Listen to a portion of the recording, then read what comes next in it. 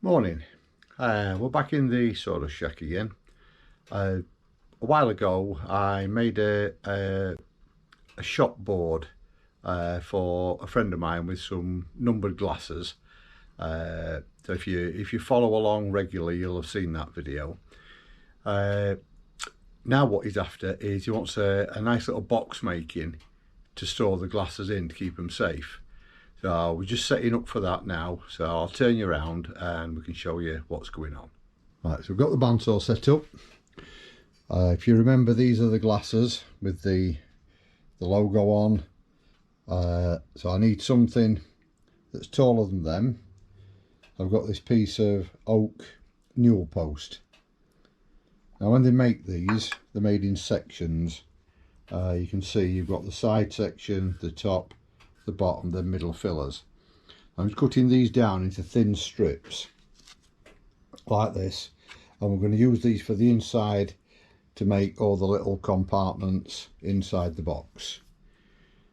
This is, like I say, it's oak, so I'm hoping because it's been glued and properly dried and everything that these aren't going to move and twist once I've got them cut. So I'll set the camera up and you can see how we're cutting these.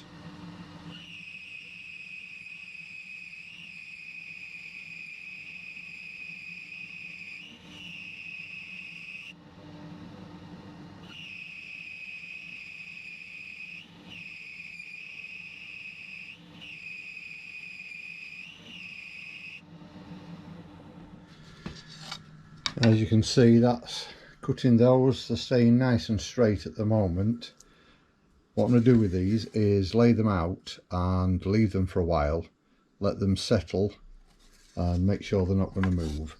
As you can see, we've got a gap there already where the glue's popped on one of the joints, so we'll have to take all that, maybe re-glue it, don't know, or maybe take it off, we'll see. While it's in there, you can still see the gap as it's coming, and they've just filled the end up. So I'm going to carry on, cut some more of these, and I'll show you when it's all done. Right, as you can see, we've got quite a few strips out of there. I'm hoping that's going to be enough to make my cross sections for these glasses. If not, we'll have to find something else and chop a few more. With a bit of luck, that should do us. Right, I'm just going to set up now for cutting the material I want for the sides. Yeah, just set up, and we've got some oak skating board offcuts. I've just cut that one down to size on the table saw. That's not quite. We might get a bit of usable out of that one. Don't know, we'll have to see. But that's them two. I've got a few more bits to cut. And then what I'm going to do is, same again, I'm going to rip it straight down the middle on the bandsaw to give us two pieces, and they're going to make our sides for the box. In fact, I'll set the camera up and you can see the table saw going.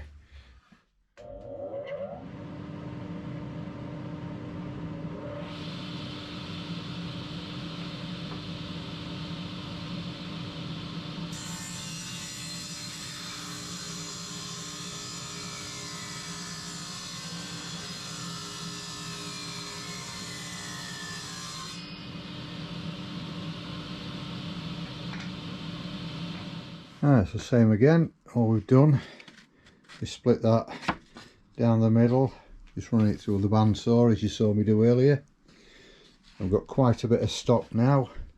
Hopefully I've got enough there to make the sides of the box and to glue together to make a nice solid oak lid. As you can see, I've just got a bit of paper, marked out the squares, so we've got 12. Well, there will be 12 holes for these to go in. What I've done, as you can see, I've made it so the squares are slightly oversized. What I'm going to try and do is, once I've got it all made, is get some green felt, and I'm going to try and glue green felt onto the bottom and the insides, so that the glass has got something soft and it's not rattling about onto the wood. Right, just giving these a quick sand up. I don't know whether it's picking this up, but you can see, you might be able to see the saw marks, what the blade leaves. All I want to do is just get rid of them so they're nice and smooth, like that. They don't have to be perfect, because hopefully I'm going to cover them, if I can get it, in green felt to protect the glasses. I just want them smooth, getting as smooth as I can without causing myself too much hassle. Just using the random orbital with some 120 grit discs on. So I'll get these done, and then we'll start marking them out. What I'm after as an end finish is, I want these glasses to just stand proud of the dividers, so that you can grab hold of them to get them out. I don't want them stuck way out. I want them maybe 10-15mm stood above. So I've worked out that length, and what I want is 55mm.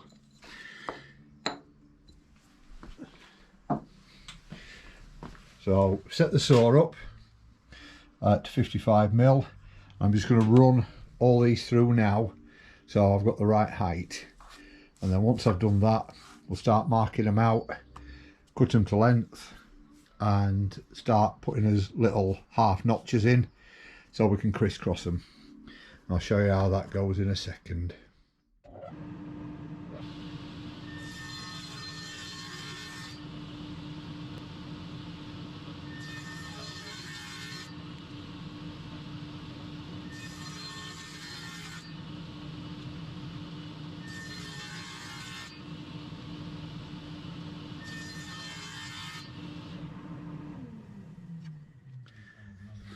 Right, that's how we've ended up with it all together.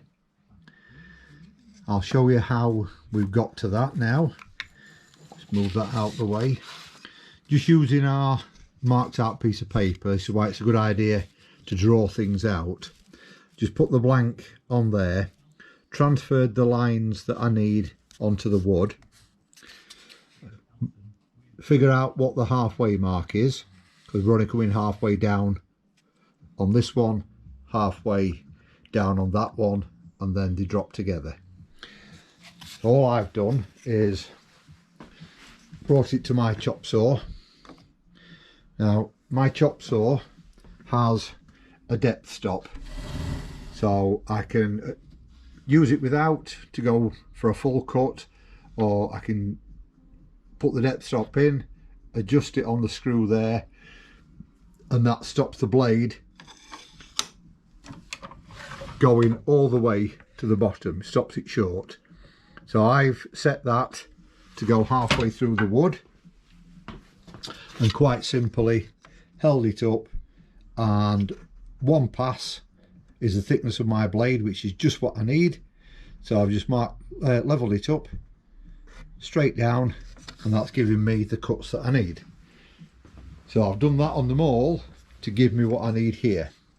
Now if you haven't got that sort of chop saw, or it doesn't have a stop on it, you can put your pencil mark on and freehand it down so that you stop the saw where you need it to.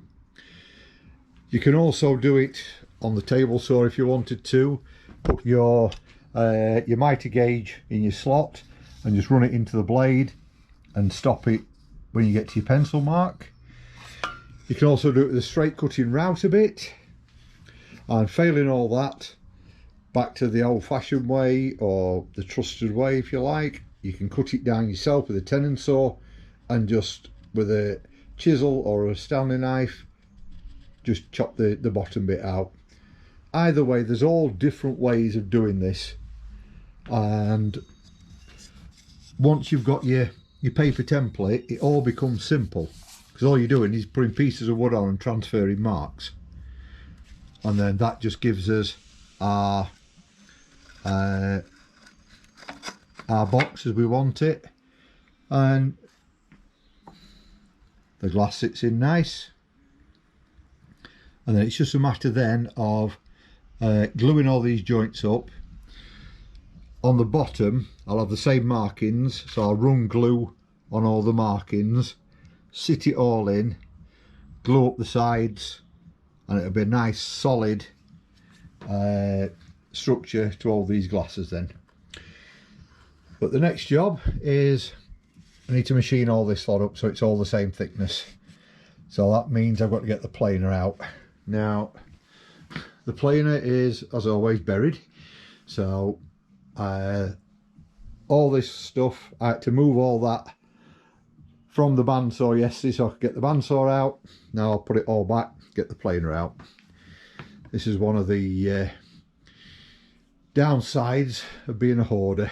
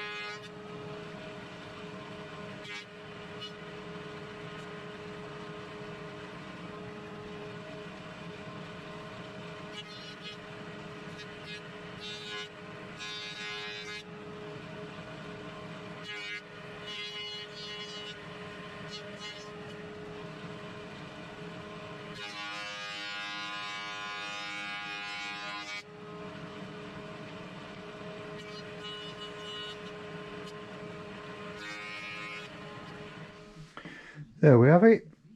That's how the planer works. Got the extraction set up there, so as all the bits fly out, that's going straight into the extraction unit over there. And all we do is we've got a handle here that raises and lowers this bed. So set off with the maximum thickness, and as you saw, we just keep feeding it through, notching it up a bit, feeding it through until we've got them all uniform. They're all identical thickness now, and that's all there is to that, really. It's a good piece of kit, but same again, if you don't have that, this can be done. It'll take a lot longer, but you can do it by sanding, and you can also do it with a hand plane or even a handheld electric plane. You can get them near enough so that once you've done what you need to do, you can sand them and get them lucky without putting a micrometer on them. You'd never know the difference. So it can all be done manually as well as it can be done by machine. Right, I'll clean all this mess up, put that away, and then we'll start marking the box out. Right, just cutting the front and back, got them mitered, just transferred from the paper again, just transferred the line there. I'm just going to take this over to the miter saw now, and we'll cut this on the miter. Let's have a look, set you up.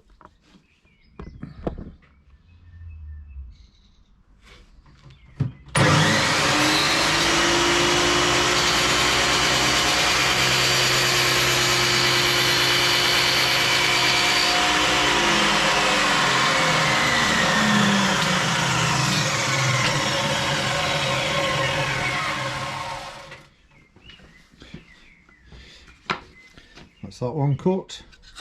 All I'm going to do now is mark this one up, cut it the same. That gives us our four sides then. Right, I've just set this together so you can have a look at what it's going to look like. Obviously the sides are still a bit high, they need cutting down. But what I'm going to do in a second is set the circular saw up. I'm going to run just a little rebate out of the bottom, and that's going to have a square of this for the base. Just thin hardboard, and that should work nicely down there. Not too heavy, I don't want a lot of weight. So I'll get this set up and we'll have a look.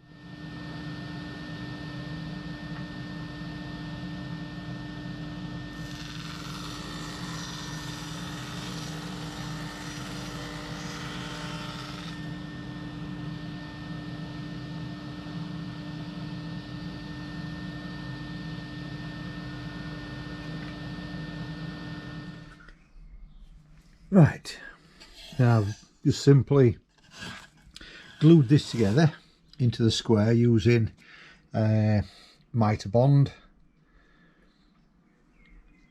It's a two-part glue. You spray one side, put your glue on the other side, hold it together for 10 seconds, that's it set. Just going to glue the bottom in, so I'll set you up and I'll show you how the glue works. Right, so like I say, what we do, we spray one side, just where the glue is going to go.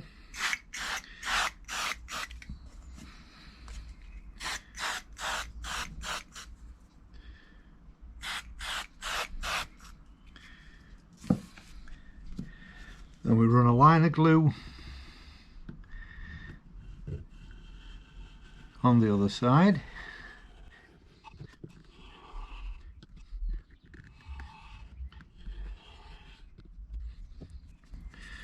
And we just drop it in.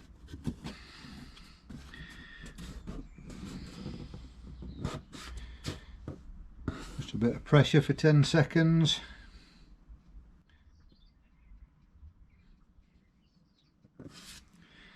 That's it, glued in. One box, nicely made.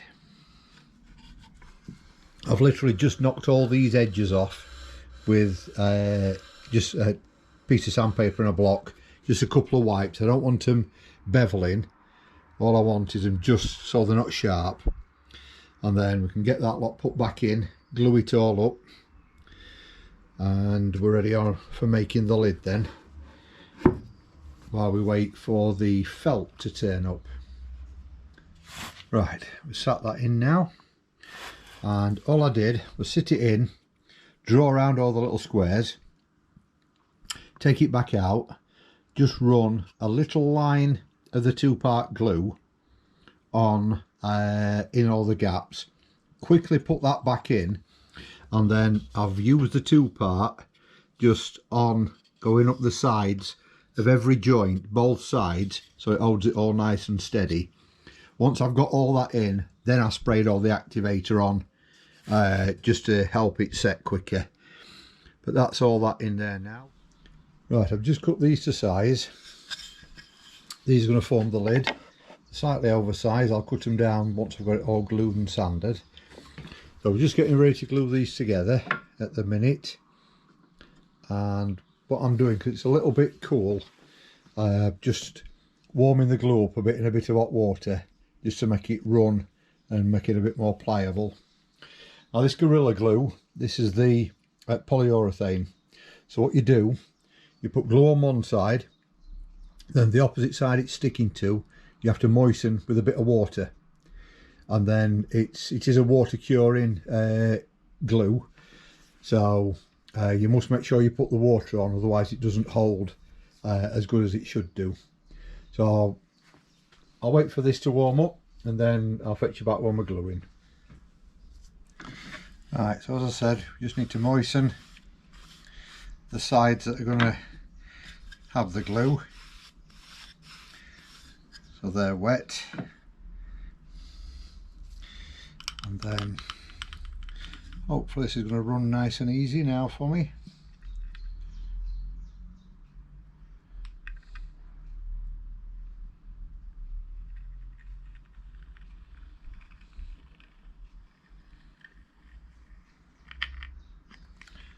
one.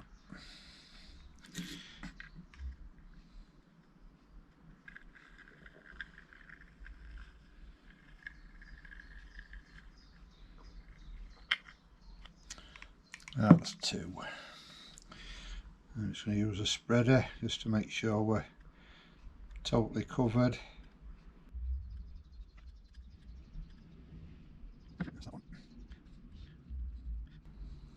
I don't want to leave any gaps. I want the strongest bond that I can get for this so it doesn't move or try and split.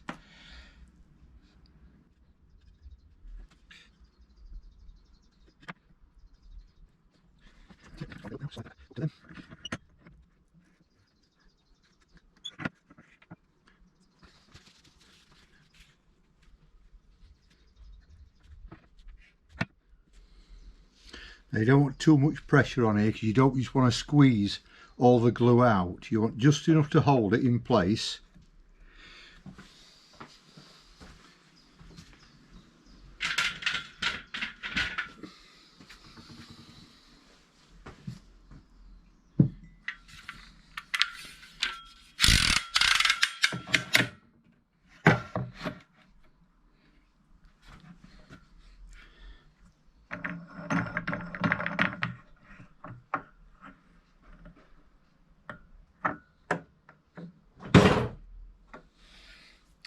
And there we go.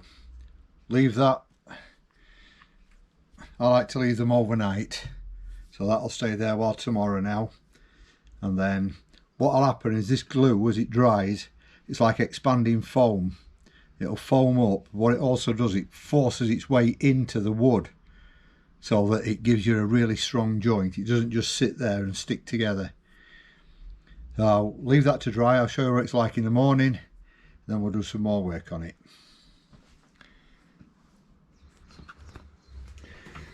Right, just scrape the glue off the top and just sat the box on there and simply drawn around it. I'm just going to cut this now, and that'll give me the right size I need for the lid. Get it all sanded up, and then I can take it to the laser engraver and have some writing done on it, and we can start getting it all fitted up. The felt's turned up. We're having the navy blue felt, so that's turned up. I can get all that cut and then start doing the sides and the bottom in there for to make sure the glasses are nice and secure. So right, I'll get this cut out and then I'll let you have a look at it. Got the lid cut to size now. Just want sanding up, and what I can show you, these are the little hinges I'm going to be using, little brass hinges. They should look nice when they're all on. So I'll get all this sanded, and then you can have a look at it and see what it's like when it's all on. I'll see you in a bit. Just giving this a quick sanding up, get rid of all the bits of glue and what have you. So the next job is when we get the hinges on, I'm going to put 3 hinges across the back, and once I've got that secure and right, I don't know if you can see this, but I've deliberately cut the lid on the outside of the pencil marks just so it's slightly bigger than what I actually need. And then once I've got it all in place, and like I said the hinges are on, I'll sand these down all the way around the edges to give me an absolute perfect fit, so it matches the outside spot on. Once everything settles after it's been glued and everything, you sometimes get a little bit of movement in the wood. It might shrink a bit, might expand a bit, so then it gives me a perfect fit then. So I'll start marking out for the hinges and what have you, and then I'll show you how we put them on. Right, what I'm doing here is I've set the square 15mm, so that puts each hinge 15mm in from the edge, and then just holding the hinge, brad hole, make a small hole, and then these are tiny little screws, I don't know if you can see them.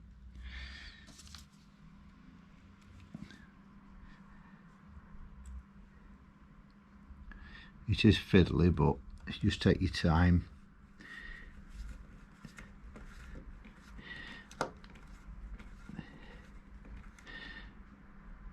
And whatever you do on things like that, don't use your mechanical screwdrivers or anything, because you'll just pull these to bits. Just do it by hand. And then another one just in there.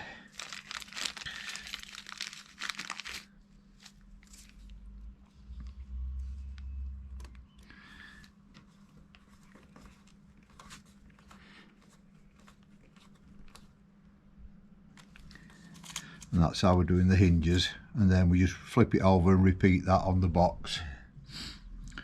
Right, because this oak is a bit on the brittle side, the way I'm doing it is I've scored around the hinges just before I took them off, and then just using the square and the Stanley knife, just going to bite in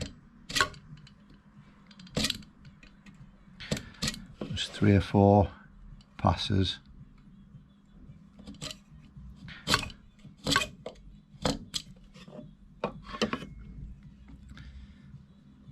And then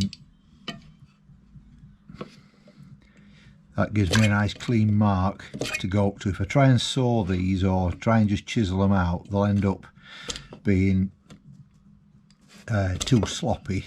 I want them nice and tight and nice and clean.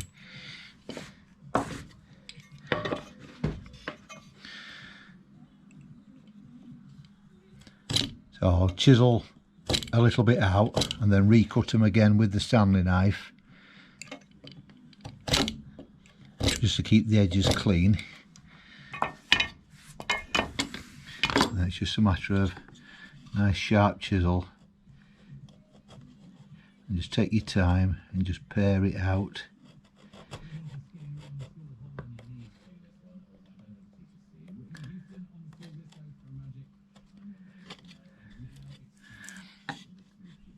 Go and just keep paring down until you get to the depth that you want, and then what I'll do in a second is recut that with the Stanley knife again and recut that one, and you just keep paring down until you've got it to where you want it.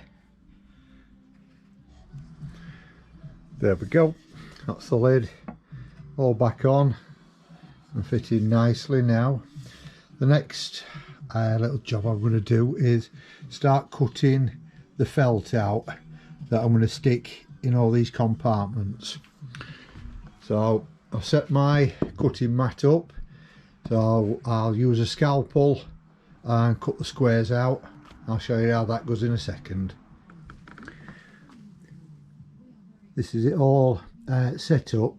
I've just used the piece of paper I had that marked out the bottom, so I've used that to rough the size out that I need, and now I've just got to cut these squares out. This is an offcut that I did just to help me set up the sizes I want, so I'm using that.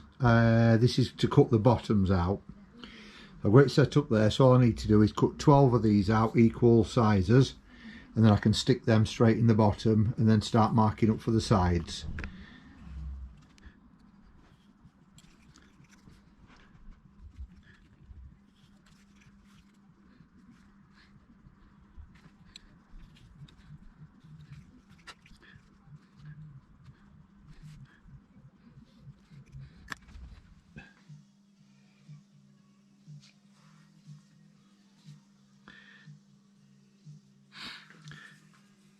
All this is now is a matter of carefully getting the glue as close to the felt without covering it.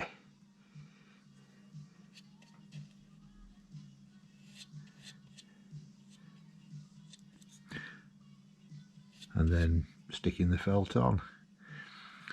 It's fiddly, but it should be worth it when it's done.